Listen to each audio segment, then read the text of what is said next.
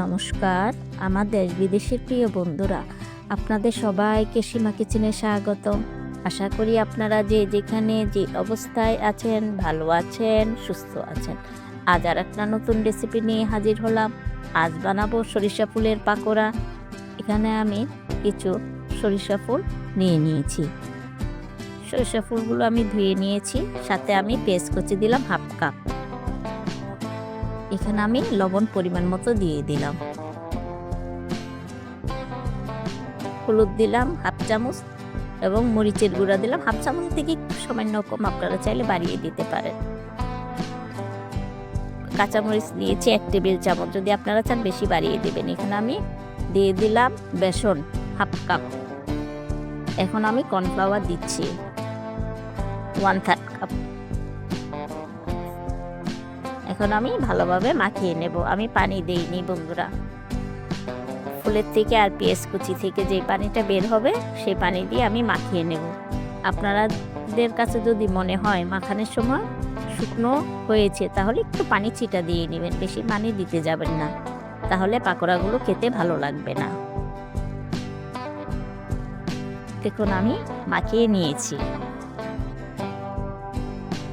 এখন আমি একটা প্যানে তেল গরম দিয়েছি।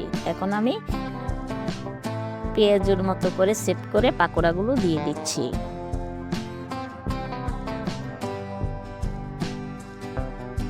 খুব সহজ এই সরিষা ফুলের পাকোড়া, কিন্তু খেতে খুব ভালো লাগে বন্ধুরা।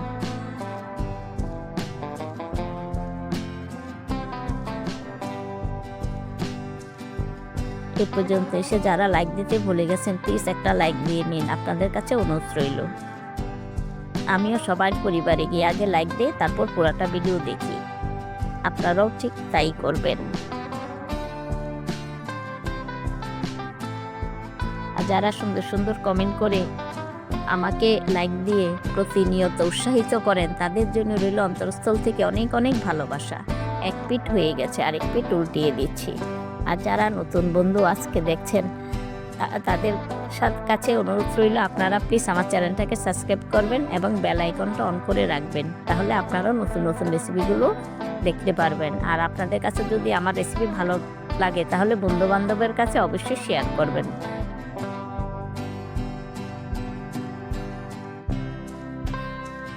বন্ধু বান্ধব আত্মীয় স্বজন সবার কাছে শেয়ার করবেন প্রিয় বন্ধুরা।